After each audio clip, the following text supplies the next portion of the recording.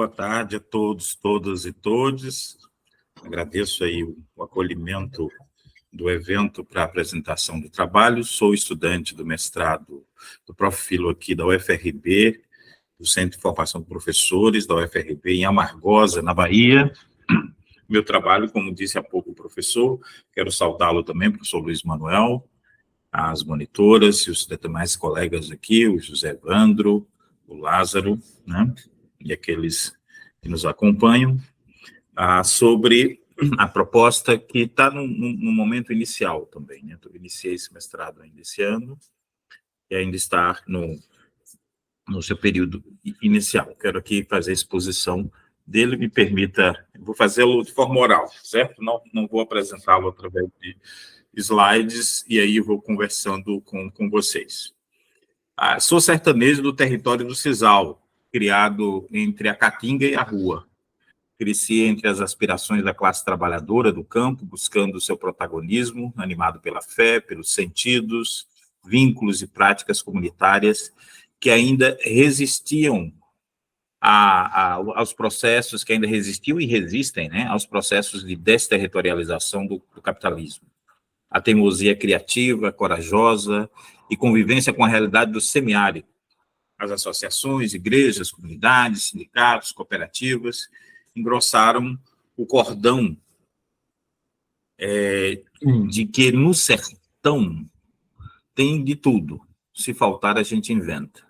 Essa autopoiesis coletiva que estica suas raízes, caules e ramos para buscar seivas e dar flor e fruto nas estações próprias, estavam também na alma do povo, que mantém suas tradições e modos de ser com os outros no mundo, uma forma ecoamorosa, onde o bioma e a geografia também corpo território onde emergem as cartografias de desejos, afetos, potências e geofilosofias. O debate sobre a educação do campo contextualizada, né, sobre as experimentações, né, que os movimentos sociais, as pedagogias libertárias, pedagogias históricos críticas, pedagogia da praxis, de movimentos de ONGs que lutam aqui no semiárido baiano. Estou no semiárido baiano, no território do Portal do Sertão, né? Estive há poucos meses, porque eu fui removido, né,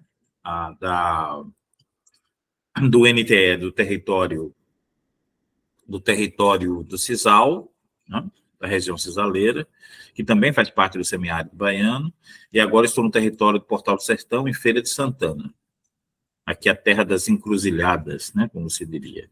E aí eu estou num colégio, que é um colégio estadual do campo, Itang Guimarães, e também num colégio de educação profissional, né, um colégio estadual territorial, de educação profissional, que fica numa fazenda de 60 hectares, né, que recebe estudantes, todos esses dois colégios recebem estudantes de comunidades, né, comunidades rurais, né, estão imersos, portanto, dentro dessas realidades. Na sua maioria são jovens negros, empobrecidos, da classe trabalhadora, né, que vêm tanto das comunidades rurais como dos bairros periféricos da cidade, né, que tem uma especificidade própria, né? É desse lugar, enquanto professor do Estado, né, que atuo na área de filosofia, mas não só de filosofia, ensino outras disciplinas, né, para cumprir a carga horária, e acompanho esses processos de formação desses estudantes do novo ensino médio e do ensino médio profissional, né? Então, é desse lugar que falo, dessa região que falo, né? Nesse debate de uma educação contextualizada, faço parte também do MOC, que é um movimento de organização comunitária que trabalha com a educação do campo, né, que utiliza a metodologia do CAT, que é conhecer, analisar e transformar, né. Então, nesses processos onde me situo que me sentir com vontade, com desejo, né, de propor um projeto de pesquisa, né, trabalhando com filosofia intercultural. A interculturalidade aqui, pegando o Fournet Bittencourt, né, mas pegando também a Catherine Walsh, pegando também autores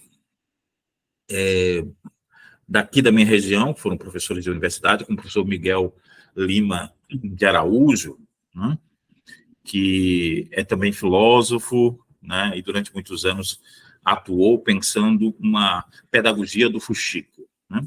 A filosofia, por si só, ela é intercultural nas suas origens, né? A interculturalidade faz parte do nascimento da filosofia. E, obviamente, mais do que nunca hoje, nesse debate sobre descolonização, não sei se estão... Está tudo ok? Estão me ouvindo direitinho? Não está tendo oscilação, sim, não, né? Sim, pode continuar. Pronto, obrigado, professor. Então, nesse debate sobre descolonização, decolonialidade, sobre outras tradições filosóficas, né, que se debate tanto na educação, nos seus programas maiores, como também na experiência de valorizar as filosofias latino-americanas, afro-brasileiras, ameríndias, né? A interculturalidade, ela aparece, né, no debate do currículo. Então, pensar uma filosofia intercultural crítica, que não trate de forma assimétrica as culturas, mas reconheça a potencialidade, a capacidade de agência, de pensamento dessas culturas e desses povos. O semiárido baiano, como boa parte da região brasileira, né, é marcado e atravessado por essas culturas africanas, afro-brasileiras, ameríndias, não é? Pelas tradições europeias, portuguesa, nessa, entre aspas, mestiçagem, vamos dizer assim, e nesse encontro, nesse caldo de diversas tradições culturais. Daí a pedagogia do fuxico, né, que pega exatamente essas tramas e essas tessituras, essa policromia. O fuxico é aquele tecido que vocês devem conhecer, que ele é marcado com retalhos de panos, né? As pessoas mais empobrecidas de outrora pegavam retalhos de panos e saíam costurando, fazendo bordados, fazendo roupas de cama, de mesa, né? E ele fica bem, parecendo até uma tapeçaria bem colorida, né?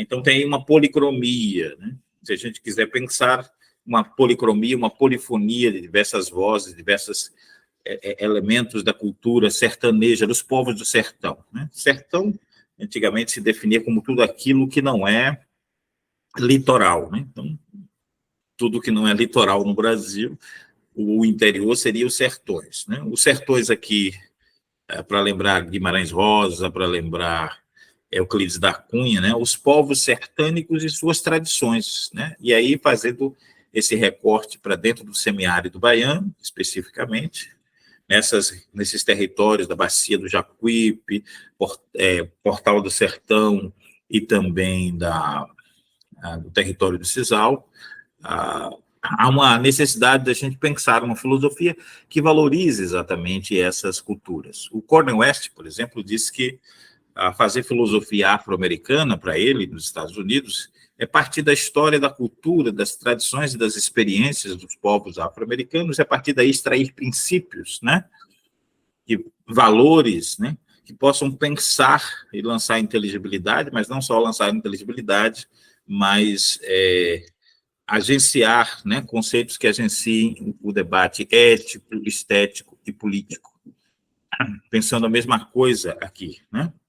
Então, quando trago como problema, né, na pesquisa, seria exatamente a pergunta pelo esse elemento intercultural. O texto seria por um ensino de filosofia intercultural crítico a partir dos povos sertânicos. Esse caso mediado aí pela pedagogia do fuxico do professor Miguel Almir, que também é filósofo. É possível um ensino de filosofia numa perspectiva intercultural crítica, a partir das culturas dos povos sertânicos, do semiárido baiano, mediado por uma pedagogia do fuxico, né? Exatamente tomando esses elementos contextuais, né? Uma perspectiva filosófico-pedagógica de ensino de filosofia e interculturalidade crítica, que, a meu ver, parece ser adequada para o desenvolvimento de uma intervenção pedagógica nesse contexto das culturas locais dos povos sertânicos do semiárido baiano. A pedagogia do fuxico, do educador e filósofo Miguel Almir, é um caminho justificável e adequado para o ensino de filosofia intercultural. Temos como objetivo elaborar uma proposta, então, filosófico-pedagógica de ensino de filosofia, numa perspectiva intercultural crítica, entrelaçada com as formas de vida e de viver dos povos do sertão baiano, numa abordagem mediada pela pedagogia do fuxico, que leve em consideração as tradições e práticas históricas e culturais dos povos do sertão. O Bittencourt, né, chama a atenção para a filosofia estando umbicada, portanto, dentro do contexto, né, ou seja, as pessoas pensam a partir de onde seus pés pisam, né, e em diálogo com as suas questões, né, especialmente em se falando da América Latina, dos povos periféricos, para lembrar aqui de Lélia Gonzalez, a mefricanidade, né, dos sofrimentos desses povos periféricos, né, fazer filosofia a partir daí é pensar uma filosofia de libertação. Ela é uma filosofia intercultural e de libertação. Então, essa dimensão crítica, a gente lembra aqui da Catherine Walsh, né, a interculturalidade crítica é uma construção de e a partir de pessoas que sofrem uma experiência histórica de submissão e de subalternização. Uma proposta e um projeto político que também queira expandir-se e abarcar uma aliança com pessoas que também buscam construir alternativas à globalização neoliberal e à racionalidade ocidental e que lutam tanto pela transformação social como pela criação de condições de poder, saber e ser muito diferentes. Pensada dessa maneira, a interculturalidade crítica não é um processo ou projeto étnico, mas um projeto de diferença em si. É um projeto de existência, de vida, de resistência e de resistência. E é nessa esfera ética, estética e política do ensino de filosofia como forma de vida que nos aproximamos aí do professor Miguel Almir, que é também baiano, que é também dessa região do semiárido, que há muitos anos militou e ainda milita, né? Fazendo pesquisas nas tradições populares, né? Nas cantigas de rodas, né? Na bata do milho, do feijão, nas práticas de sociabilidades, nas festas, né? Na literatura de cordel, né? Nas diversas formas e expressões do nosso povo celebrar, né? Com a sua produção simbólica, produção de sentido, celebrar e resistir diante das violências e das exclusões. Então, essa pedagogia do fuxico, para mediar aí uma filosofia intercultural, ela é uma abordagem educacional que utiliza a metáfora do fuxico, como disse há pouco, né? Que é uma técnica de costura tradicional do sertão brasileiro, para promover a interculturalidade e o compartilhamento de saberes entre diferentes grupos e culturas. Essa abordagem valoriza as tradições culturais locais e a busca potencializar a imaginação criativa dos educandos e educadores por meio da plasticidade das estampas e configurações de suas imagens e símbolos do dos povos sertânicos. Ou seja, as diversas práticas culturais, as diversas tradições, a reinvenção dessas tradições, o modo como ela se insere, por exemplo, os estudantes do semiárido baiano que convivem muito com a cultura vaqueira, né? A cultura do gado, né? As festas que estão em torno, as práticas, as formas de organização da agricultura familiar, as associações, as cooperativas, a vida comunitária, as sociabilidades que se praticam aí, a toda a produção estética, todos os valores, né, que conduzem e animam e organizam a vida das pessoas, né, passa a ser alvo de uma investigação, né? Então, para usar as palavras do professor Miguel Almir, das tradições culturais dos sertões, desde os repertórios vivos de seus símbolos primordiais, cantiga de roda, reizado, cordel e tantos outros, do renascimento dessas tradições mediante o dinamismo de suas permanências e mudanças, da imagem do fuxico como metáfora que traduz os entrelaces, a policromia e a dinamicidade das tradições sertânicas, da pedagogia do fuxico como expressão de interculturalidade no educar como dinamismo, a intensidade da metáfora do fuxico. Então, é a partir dessa experiência de estar atento, né, com os estudantes, né? Por exemplo, em Serrinha mesmo, enquanto dei aula por lá, tentei envolver os estudantes numa pesquisa do campo estético, né, numa discussão sobre a vida como uma obra de arte, né, e pedindo a eles para trazerem das culturas locais do samba de roda, do reisado, da literatura de cordel, dos objetos e símbolos da vida cotidiana dos seus pais, dos seus avós, né, das comunidades, e a partir daí a gente foi fazendo discussões no campo ético, político, estético, né, das formas de vida que brotam, né, e que se espelham aí nessas práticas. Então, a ideia é fazer uma pesquisação envolvendo os estudantes, né, e como produto final, fazer mostras de artes, né, produzir um e-book também, né, onde se traduza essa experiência que os estudantes vão estar fazendo mediado com o professor, né? Isso de forma lúdica, né, de forma a pensar com eles os elementos da cultura local e as questões filosóficas que brotam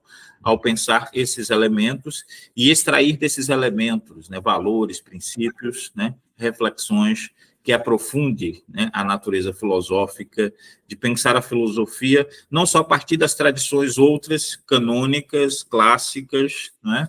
Isso não é colocar elas de lado, mas dialogar, né? Interculturalidade crítica, porque uma cultura em frente à outra, em pé de igualdade, conversando, né, sobre as várias possibilidades de se pensar o humano, a pensar a ação no mundo, né, pensar a capacidade de transformação e a filosofia essa da libertação, como diria Rambose, como diria também Dussel, né?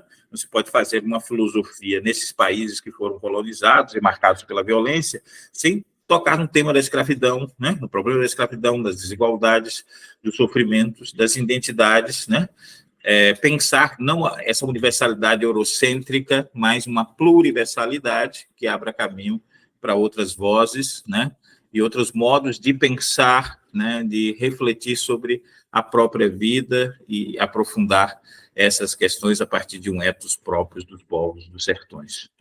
Então, a ideia e a caminhada, né, dessa pesquisa tem sido feita assim. Eu estou agora, com a mudança que vim para a Feira de Santana, então estou em 2 outros colégios, estou me adaptando, né, estou envolvendo ainda os estudantes para poder fazer esse tipo de pesquisação e dar andamento à pesquisa. Ela está na fase inicial ainda, está na fase das leituras desses diferentes autores e autoras, né, para melhor justificar, e a pesquisação que vai resultar nesses produtos, desde uma mostra de artes, envolvendo todo o colégio, e a partir daí uma discussão, né, do campo ético, estético e político, vou estar trabalhando com eles na sala de aula, e como produto também um e-book para socializar essa experiência com outros professores, com essa perspectiva de uma filosofia intercultural crítica a partir dos povos do sertão, no sentido de oferecer essa proposta filosófico-pedagógica para outros professores que ensinam na região, portanto, ser um produto não só, né,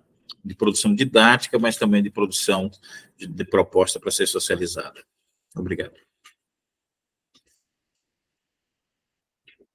Então, nós agradecemos, belíssimo trabalho. Acontece que o José Evandro, ele disse que ele vai entrar na sala de aula agora e não tem um tempo ainda, tem um tempo exíguo. Então, agora seria a hora de nós fazermos as nossas considerações. Mas vamos deixar para o final e o José Evandro, então, apresenta, porque ele tem trabalho. Parabéns, Jorge, maravilha. Daqui a pouco discutiremos. Viu? Agradecemos. Muito bom mesmo. Jorge, parabéns.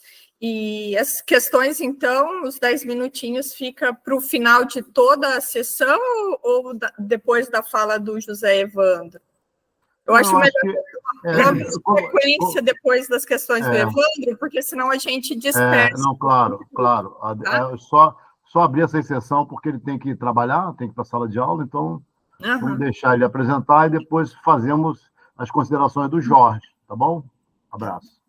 Então, tá bom. Vamos lá, José Evandro. Boa tarde.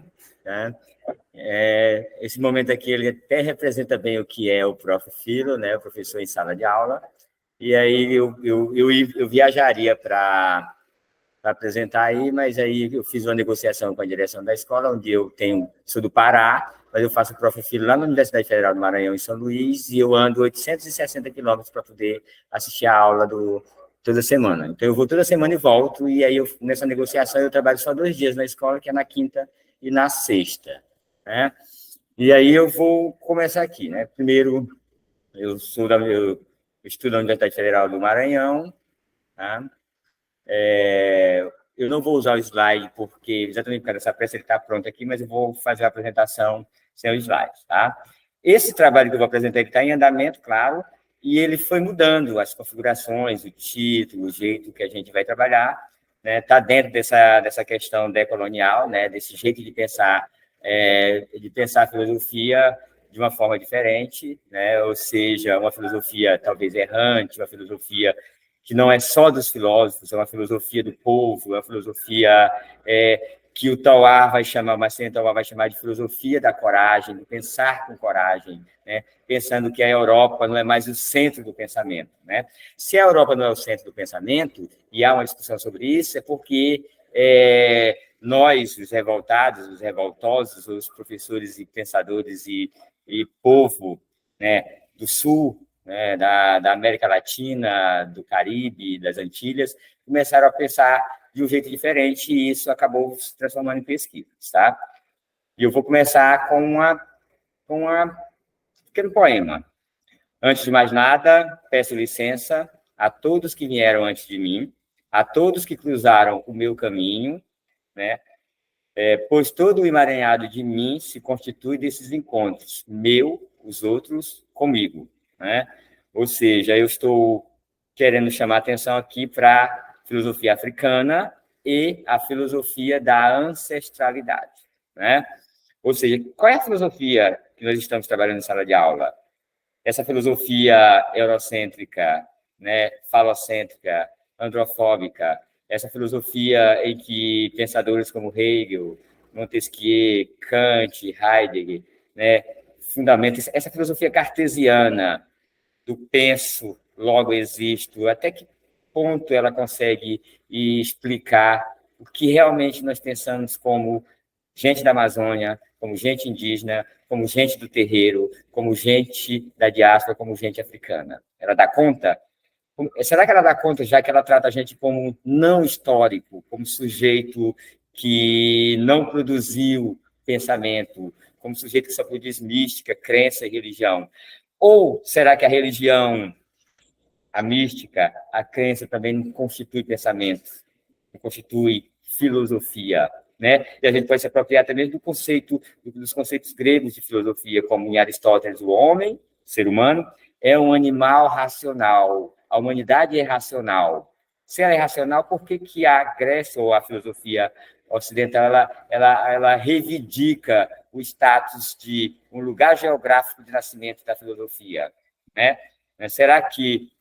né? São questionamentos que eu vou fazendo. E aí eu vou citar aqui o Eduardo Davi Oliveira, que vai ser meu autor principal, né, lá da Universidade Federal do Estado do Paraná, do Ceará, onde ele diz: a filosofia africana e a filosofia da ancestralidade estão na encruzilhada do pensamento contemporâneo. Então, isso só já serve de justificativa para a gente fazer uma pesquisa científica no campo da filosofia. Além disso, né, essa é a justificativa que eu tenho em geral, e a minha justificativa específica: eu sou das ciências sociais, estou fazendo um caminho para a filosofia, e desde o primeiro momento que eu fiz minha pós-graduação lato sensu, eu trabalho com esse tema, eu tenho essa preocupação com as relações étnico-raciais, com as relações do indígena, com a questão do ribeirinho, né? E agora com a filosofia da ancestralidade, essa ancestralidade africana, né? O título do trabalho é Cartografia de Saberes entre o espaço do terreiro e da escola, ancestralidade africana no ensino de uma filosofia antirracista. Tá? No primeiro momento, eu pensei em trilhas de saberes, né? Aí depois eu mudei para cartografia dos saberes, já que eu vou explicar o meu método, vocês vão entender por quê. E, recentemente, conversando com o meu orientador, que é o doutor Acildo Leite da Silva, a gente também mudou o título. porque a gente entende que essa ideia de chão da escola, ela pode virar uma categoria conceitual, tá? Metafórica, e a gente vai transformar essa ideia de chão da escola em terreiro da escola, o terreiro do pensamento ocidental eurocêntrico, o terreiro do currículo que deixou de lado a África, deixou de lado o indígena. E aí a gente vai colocar isso incluso, tá? Com o pensamento que vem do terreiro ancestral, que o Maurice Sodré define como patrimônio cultural, espiritual, religioso, político da África e do negro africano. Então, a gente pretende fazer essa intervenção colocando esses dois terreiros para conversar e fazendo uma bricolagem, um atravessamento na filosofia dita tradicional que a gente tem na escola, que é só aquele recorte que está no TCM lá, tá? Então, e aí quais são as minhas indagações? Levantei duas, mas tem muito mais do que duas. Mas a primeira, como promover uma cartografia, um encontro ou um atravessamento de saberes em cruzo na escola, né, na filosofia, a partir das encruzilhadas filosóficas afrocentrada na filosofia da ancestralidade, né? E depois, qual o conhecimento, ou a noção, ou a percepção dos estudantes da primeira série da escola Valquíria da Silveira Viana, que percepção eles têm dos povos africanos, dos povos afrodiaspóricos e dessa ancestralidade africana. Então, são essas duas coisas que a gente vai discutir, tá? E ainda, né, no universo de desconfiança da própria filosofia, né? Ou seja, a filosofia, ela teima em ser brancocêntrica. Ela teima em dizer que existe uma tradição surgida na Grécia, né? E aí a minha ideia é romper com isso. No próprio curso, eu estou tendo algumas dificuldades com alguns professores que acreditam que eu deveria utilizar um autor da filosofia ocidental, né? E aí eu até, de certo modo, eu vou usar o Deleuze e o Guattari, mas eles vão só ser auxiliares dos meus pensadores que são brasileiros. Tá? Qual é o objetivo? O objetivo é desenvolver uma experiência antirracista de ensino em filosofia, em cruzo, afro-referenciado na filosofia da ancestralidade no ensino médio da Escola Estadual Valquíria da Silveira Viana. Eu vou trabalhar nas turmas de ensino médio, né? São 6 turmas de ensino médio, com a participação de outros 2 professores, o professor Wellington e a professora Elane, tá? Os específicos, né? Cartografar os saberes ancestrais do terreiro Santa Bárbara e os saberes filosóficos africano e afro-brasileiro no ensino da filosofia na Escola Valquíria da Silveira Viana, identificar as representações da religião de matriz africana, dos povos africanos e afro-brasileiros junto aos professores e estudantes de filosofia do ensino médio da escola em questão, analisar a experiência de ensino de filosofia antirracista, referenciada nos saberes africanos e valores africanos, afrodiaspóricos e afro-brasileiros, dos terreiros em cruzo, de novo, com a filosofia da ancestralidade. Então, esse conceito de filosofia da ancestralidade vai ser o meu conceito principal, tá? Lá no referencial teórico, eu vou usar as 3 obras do Eduardo Davi Oliveira, tá, para discutir filosofia e epistemologia da ancestralidade na educação. Seriam as obras Filosofia da Ancestralidade como Filosofia da Educação na Cultura Afro-Brasileira. A outra seria Filosofia da Ancestralidade, Corpo e Mito na Filosofia da Educação Brasileira. E a outra obra, Ancestralidade na Encruzilhada, Dinâmica de uma Tradição Inventada. Tá? Isso para discutir esses conceitos.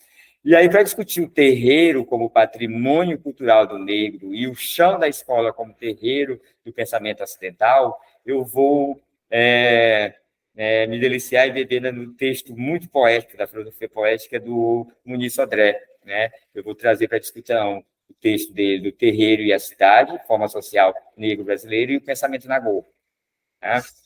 E aí, depois, eu vou trazer um pouco da pedagogia das encruzilhadas para a minha pesquisa, né? Eu vou usar o Luiz Rufino, né, no seu livro Pedagogia das Encruzilhadas, no seu artigo Pedagogia das Encruzilhadas, e aí, para dar essa pitada mais, para fazer essa discussão, eu vou usar a cartografia e o rizoma, tá, pensado pelos pensadores franceses, o Guattari e Deleuze, na sua obra Mil Platôs, Capitalismo e Esquizofrenia, no terceiro volume dessa obra.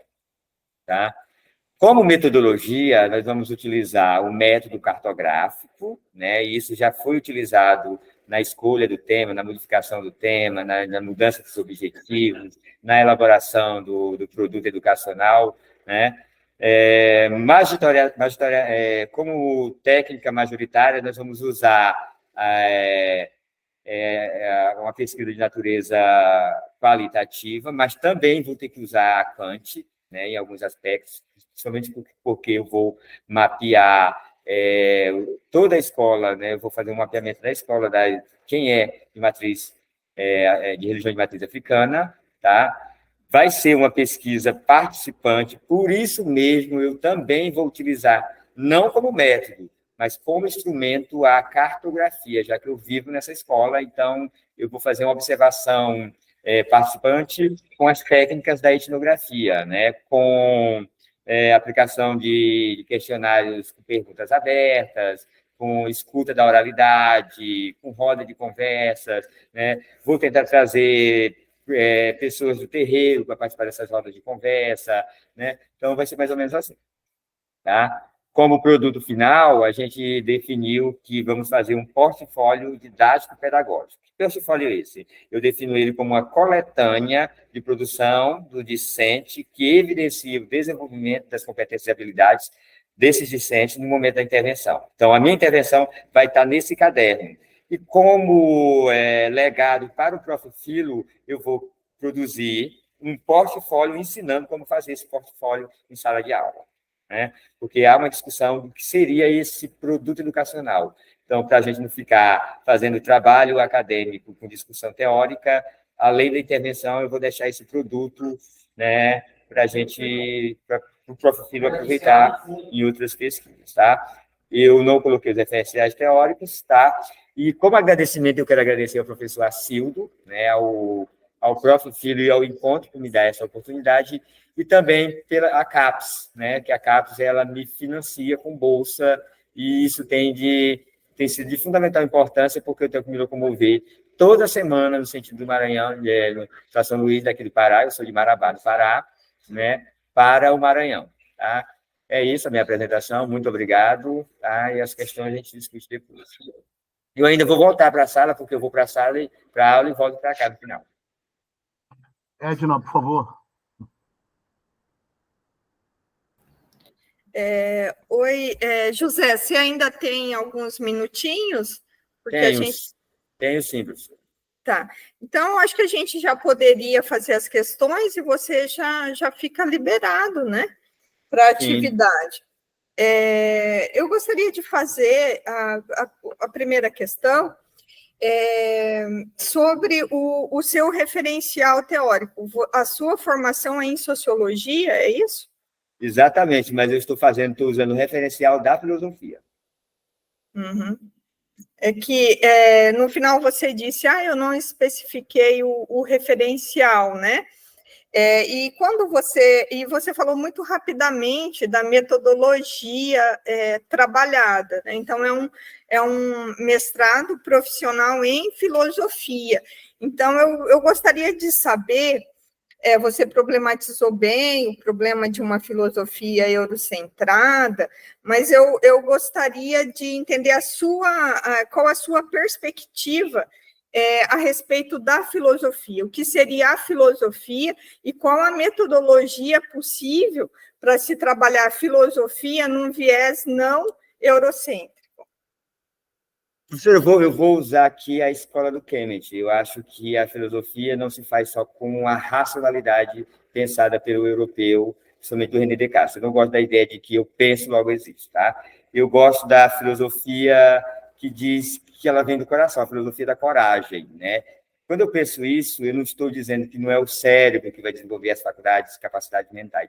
Eu estou dizendo que a gente não pode fazer pensamento filosófico, modos de pensar vindo dos seres humanos, deixando de lado questões místicas, crenças, né, saberes do povo, o senso comum, a questão dos terreiros, a ancestralidade. Eu não vejo a capacidade de eu entender quem eu sou, quem meu povo é, quem meu aluno é, E esse aluno se reconhecer na escola, no chão da escola, sendo negro, da periferia, se ele for estudar só os pensadores ocidentais, com essa visão de que tudo tem que ser no curso de Terra Russano. Eu acho que nós pensamos, nós existimos, né? Ou seja, aquela concepção que o Ramose coloca do Ubuntu, né? Umbo, humanidade, e o Unto, essa questão da humanidade prática, ou seja, o ser humano, ele é esse nós, esse eu, ele não é um eu, é um nós. Não tem sentido eu ser rico enquanto o outro é pobre, eu ser feliz enquanto o outro é infeliz, né? E é essa forma de pensar, que são próprias dos terreiros de matriz africana, essa relação do ser humano com o ser humano, com a natureza, né, com as forças vitais da natureza, com esse axé que vem do terreiro, é que faz a gente fazer um pensar filosófico que é próprio da nossa região aqui, um bairro que tem 70%, 60%, 70% de alunos negros, né, e que eu tenho 2 terreiros na porta da escola, 100 metros da escola. Então, essa é a filosofia da coragem, é a filosofia que vai fugir desse eixo eurocêntrico, que não vai dispensar, mas que vai confrontar, que vai questionar e que vai atravessar, se for preciso. Por isso, eu coloco a palavra cruzo aí, encruzilhada. A gente vai decidir, olhar para o currículo da escola e dizer, está errado, por que tem uma lei, tem 2 leis que diz para trabalhar cultura indígena e cultura africana e ninguém está trabalhando? Por que a filosofia é lei de 30 conteúdos e não aparece lá um Ramose, um Tauá, um Eduardo Davi Oliveira, uma pensadora, a Aurélio Yomi, lá do Camarões, não parece alguém que está fazendo filosofia entre os indígenas, como Ayrton Krenar. Então, é esse tipo de filosofia que a gente quer trazer. A gente quer dar essa possibilidade dos alunos pensarem, usar o viés eurocêntrico, mas questionar esse viés eurocêntrico e se sentir como alguém participante do pensamento filosófico também. Aproveitando a questão da professora, que eu achei muito pertinente, já que se falou de sociologia e filosofia, creio que uma referência que você pode usar, para que não se perca toda a discussão, é a dialética negativa de Adorno, né? Sim. Porque o Adorno, ele é um filósofo que ele quer pensar a não-verdade do idêntico e, ao mesmo tempo, a verdade do não idêntico, aquilo que estaria fora do conceito, dado que esse conceito ele remete a uma criação de um sujeito europeu, né? Um sujeito que ele teria pensado a filosofia desde o ser parmenídico até o próprio Descartes, e quem fez isso foi Hegel, né? E Hegel construiu uma filosofia dialética que gerou as revoluções sociais, mas, no entanto, a praxis, quando ela se torna a própria realidade, ela fracassou em totalitarismo. Então, o Hegel ele deu margem tanto para o nazismo como para o comunismo, para o totalitarismo, e o Adorno vai se perguntar o que a teoria pode fazer ainda, né? Qual é o lugar da teoria? Então, eu acho que é muito importante, já que você falou de Deleuze e Guattari, o que é filosofia, no capítulo de Geofilosofia, eles retomarão a dialética negativa e o conceito de utopia, e com a utopia que a filosofia se torna política, né? Então, a questão da criação de um novo povo, de uma nova terra, a própria geofilosofia, nós lemos aqui no Cariri como sendo a convivência com o semiárido, né?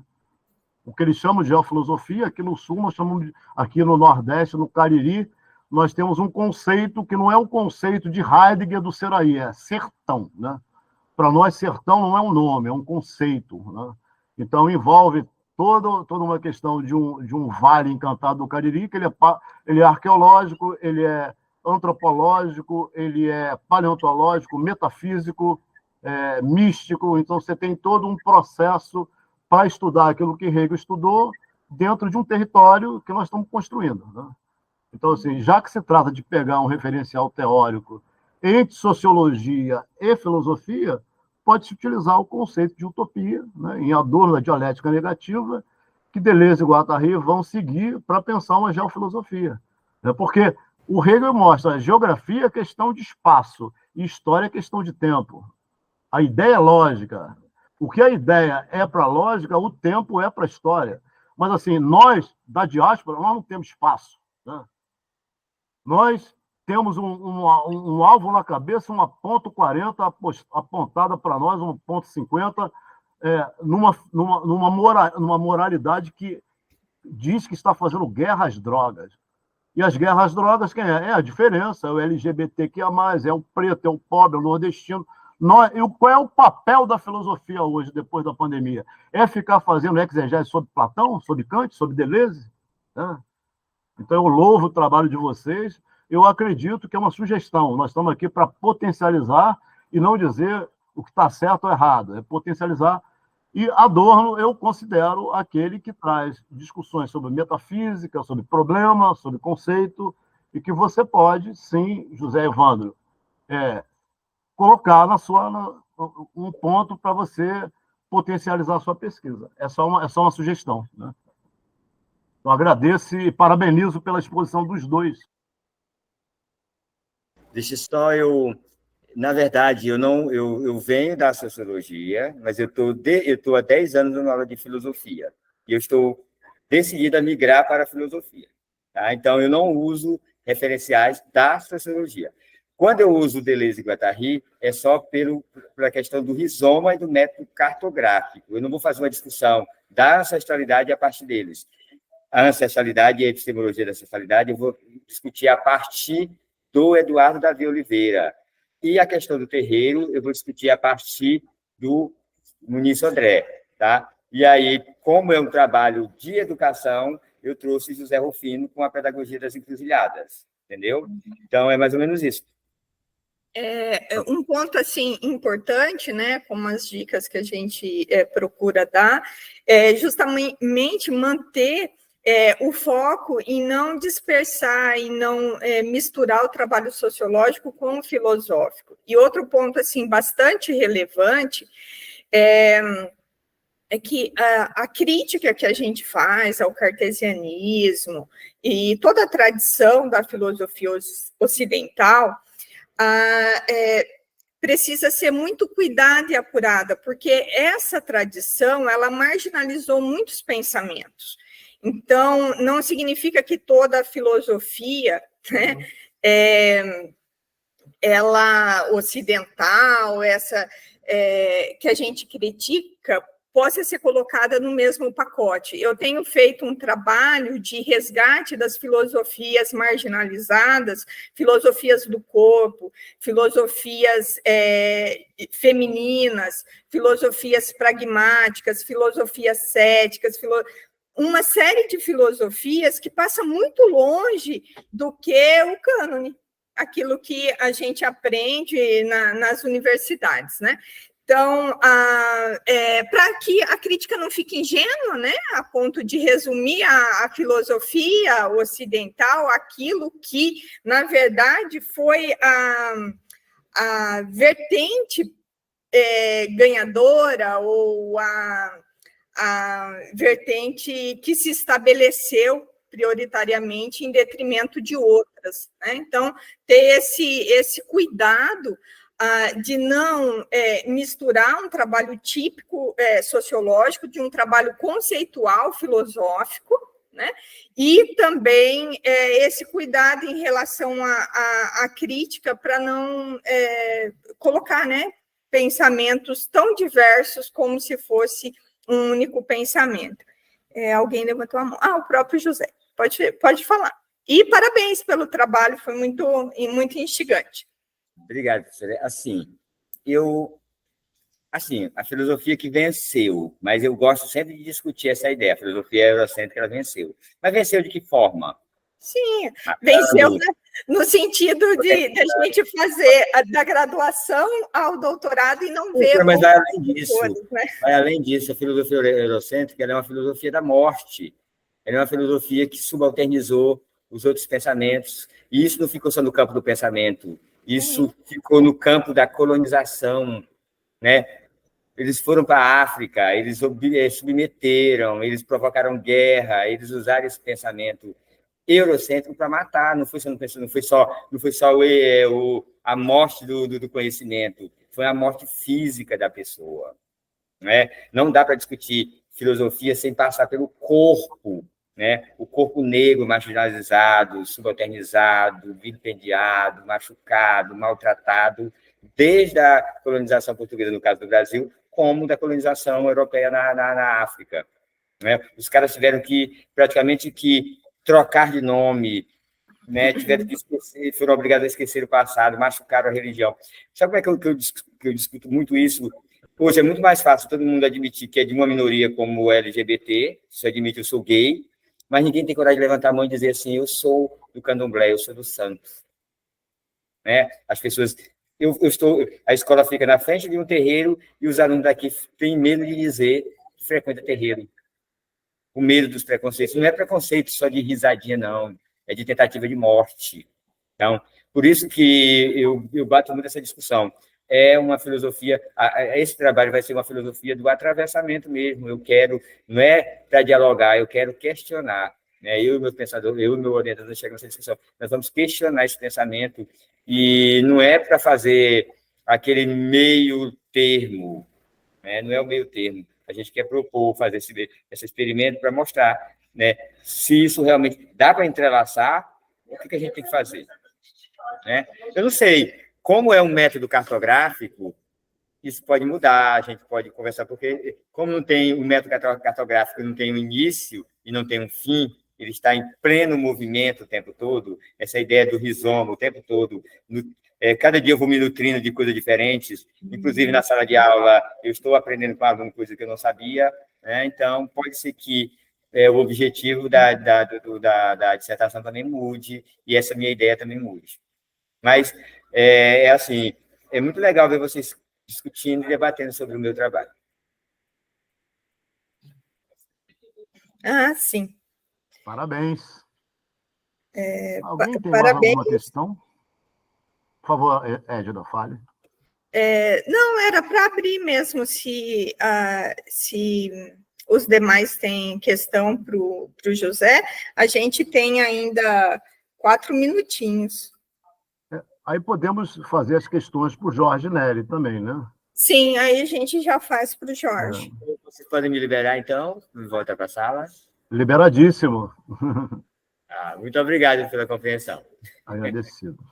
Tchau, tchau. Parabéns. Edna, por favor. Parabéns, José.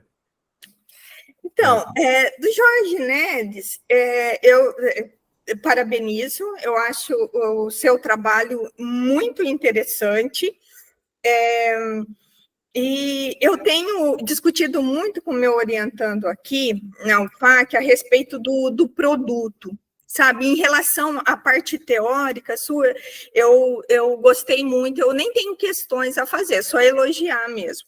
Em relação ao produto, também não é crítica, né? Mesmo que as críticas sejam sempre construtivas, mas é mais para entendimento mesmo. Esse e-book, além da mostra de arte que você falou, você pretende fazer um e-book, né? Um livro digital, é isso? E isso seria um produto para os alunos do ensino médio, para os professores da rede pública ou para a comunidade mais ampla? Qual seria o conteúdo desse e-book? Bom, boa tarde, professora. Muito obrigado pela pergunta e agradeço também a apreciação do trabalho. Veja bem, quero fazer a pesquisação, porque a pesquisação ela envolve o protagonismo dos estudantes, a participação e a construção disso, e como resultado aí a mostra de artes. Como eu mudei de colégio, eu estou ainda revendo algumas coisas. Mas o e-book, quando eu pensei deixar como um produto para os professores. Quase sempre, a gente sabe, nas escolas, né? Porque um grande desafio também do ensino de filosofia no ensino médio no Brasil é que você tem muitos professores que não têm formação. Para você ter uma ideia, no município que eu estou, que tem quase 700 mil habitantes, Feira de Santana, o NTE daqui, especialmente do município, não tem um professor com formação em filosofia. Eu que cheguei agora, para você ter uma ideia. Então, a maioria dos estudantes, dos professores, vem da área de história, de geografia, e pega a carga horária de filosofia. Essa é uma realidade que é muito presente aqui na Bahia, não sei como é que é aí, né? Então, a necessidade da formação de professores é muito grande. Eu também acompanho a formação de professores na universidade, o curso de filosofia aqui da UFES, a Universidade Estadual de Feira de Santana, é um curso que surgiu em 2010, então, assim, mas aí vem fazendo serviços de residência pedagógica, PIBID, mas os professores que atuam na rede estadual ainda são no município de Feira de Santana, na sua maioria, são todos sem formação de filosofia. Então, a ideia é produzir um material, um e-book, que apresente uma proposta de filosofia intercultural, né, dialogando exatamente a partir do contexto, seria uma filosofia mais contextual, de libertação, mas vinculada a uma interculturalidade, e que sirva como material para a formação de professores, né, para a formação de professores, para a orientação de professores nas suas aulas, né, e a mostra de arte como uma produção para os estudantes. Mas todos esses materiais, tanto a mostra de artes, eles vão aparecer também no e-book, de alguma maneira, como uma demonstração de como você pode fazer isso com os estudantes. Não sei se eu respondi a sua pergunta. Conversando com o professor Luiz começou com uma observação, me permita, professora, só um instante, começou com uma observação que eu achei muito interessante sobre essa questão da filosofia da informação, né?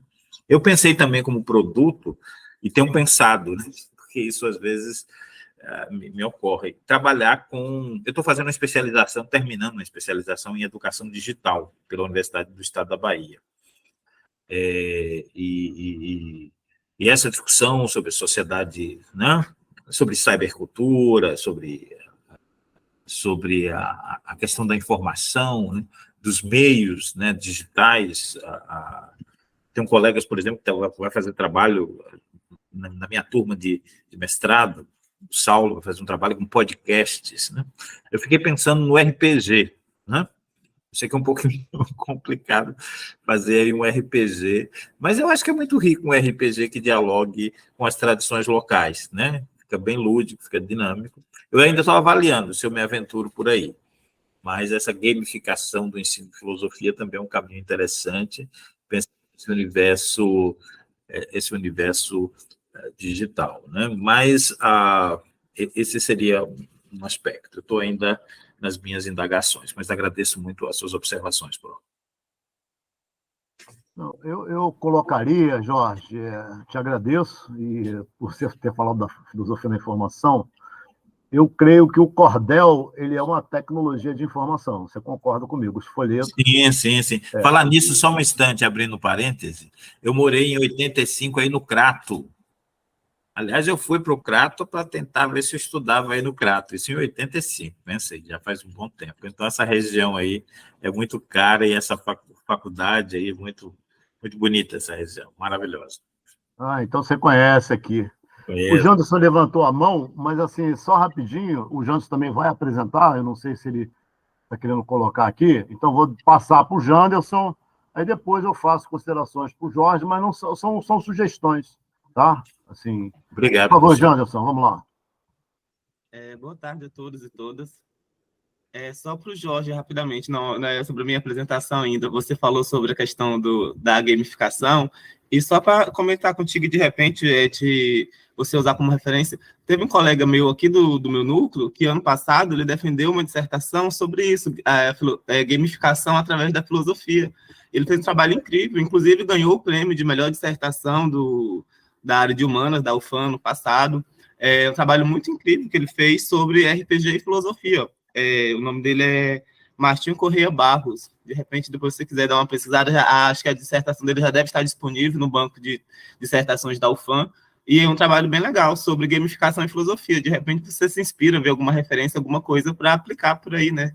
Continuar a pesquisa. Obrigado, professor. Se você puder botar aqui no chat o nome dele, né, e tal, eu agradeço. Muito obrigado pela sugestão.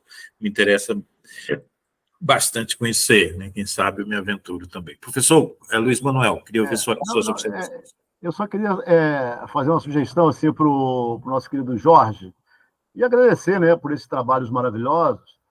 Tem um poeta do povo chamado João do Vale, né? E tem uma canção dele chamada Uricuri. Na revista Lampião, eu fiz um artigo sobre essa questão, né? Porque ali ele está mostrando alguma coisa que é própria do sertão e que é um modo de nós entendermos o que, por exemplo, o Deleuze vai falar e outros autores, o Deleuze na lógica do sentido, como um modo de nós fugirmos de uma teoria da significação que ela se pauta pela relação, pela forma lógica SEP, né? Então, assim, você, em vez de pensar uma lógica dos termos, né, e também você pensar uma lógica da proposição entre o que acontece aos corpos, os acontecimentos que se dão aos corpos, nós vivemos diante de um acontecimento sertão. Então, todas as revoluções que aconteceram em termos de tecnologias sociais hídricas, como a cisterna de placas, se deram entre dois acontecimentos, viver e morrer, né?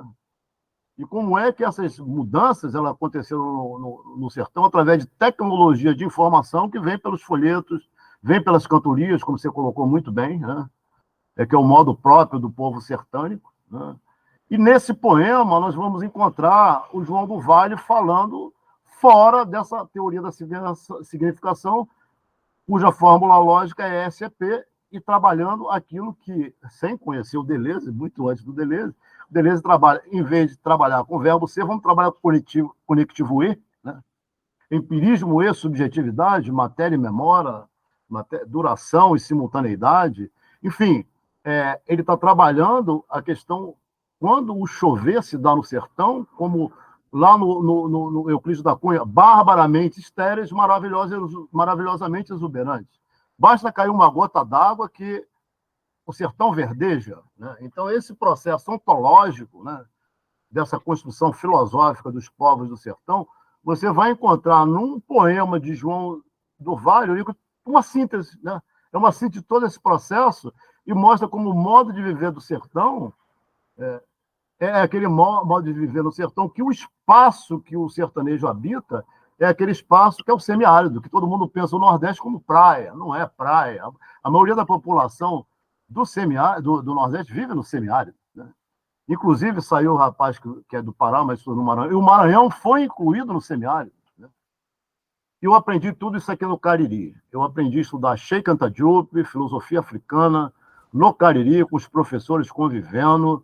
Aprendi o Josué de Castro, que eu já conhecia, a Carolina Maria de Jesus também, e tudo aprendendo aqui, e nós fizemos um mestrado em desenvolvimento regional sustentável e uma disciplina de estudo do semiárido, né? Então, assim, eu sugiro a você que coloque no seu trabalho João do Vale e a primeira tese em filosofia e convivência do semiárido, que é do Roberto Marinho. Eu coloquei meu e-mail, você me dá um toque no meu e-mail, que eu vou te mandar tudo isso, que eu pesquiso essa questão. Eu tenho o projeto Geofilosofia e Convivência com o Semiárido no ensino médio, PIBIC, Filosofia e Ecologia na era pós-mídia, no ensino médio, né, tratando dessas questões, e tem colegas nossos que estudam filosofia latino-americana, intercultural, as mulheres pensantes do Cariri, né? Então, assim, e também eu quero fazer uma propaganda, né, porque eu tenho um canal no YouTube chamado Falas Esquivas, né? Então, por favor, lá vocês encontrarão muito material sobre essas questões, que é um trabalho bem artesanal. Então, nos apoiem, porque é um trabalho do sertão, né? Então, eu agradeço demais. Luiz. Quando eu desculpa. Não, eu queria só que o Luiz repetisse o nome do canal para a gente acessar. Vou escrever aqui, Falas Esquivas. Talvez eu tenha até o link dele aqui. Deixa eu ver aqui o link. Eu tenho o link aqui. Peraí, eu tenho o link. Professor, você falando aí, primeiro assim, eu estava aqui lembrando do professor Gilmar, acho que é Gilmar. Gilmar de Carvalho. Isso, Sertão Educa, né? Enfim, você... Prazer em conhecê-lo, professor. Prazer em conhecê-lo. Parabéns pela sua trajetória, pela sua produção, pelo seu trabalho, uma riqueza. Vou me apropriar e me aproximar. Já vi aqui sua revista, né? Tem uma revista Lampião e um artigo seu. Revista Lampião, eu fiz um artigo. Isso, pronto. Vou dar uma olhada, me aproximar no material. Obrigado pela sua disponibilidade. Vou fazer contato, sim. Agradeço o material, agradeço também as suas observações. Fico encantado aí com o seu trabalho e quero me aproximar e aprender bastante com ele, que eu acho que vai enriquecer muito a minha pesquisa, viu? Muito obrigado mesmo, professor. E eu lembro quando eu morei aí no Crato, né, no Ceará, em 85, época ali da transição, o Tancredo estava morrendo e o Brasil estava borbulhando. De manhã cedo eu acordava sempre com uma música, com as recitações da poesia local, né? Eu esqueço o nome do poeta, mas era uma poesia belíssima na rádio do Crato, né? Na época ainda não era a URCA, né? Era uma faculdade, não era essa universidade que era aí, né? Mas é belíssimo, belíssimo encontrar o senhor e vou me aproximar do seu trabalho e das suas pesquisas. Muito agradecido pelas observações, professor.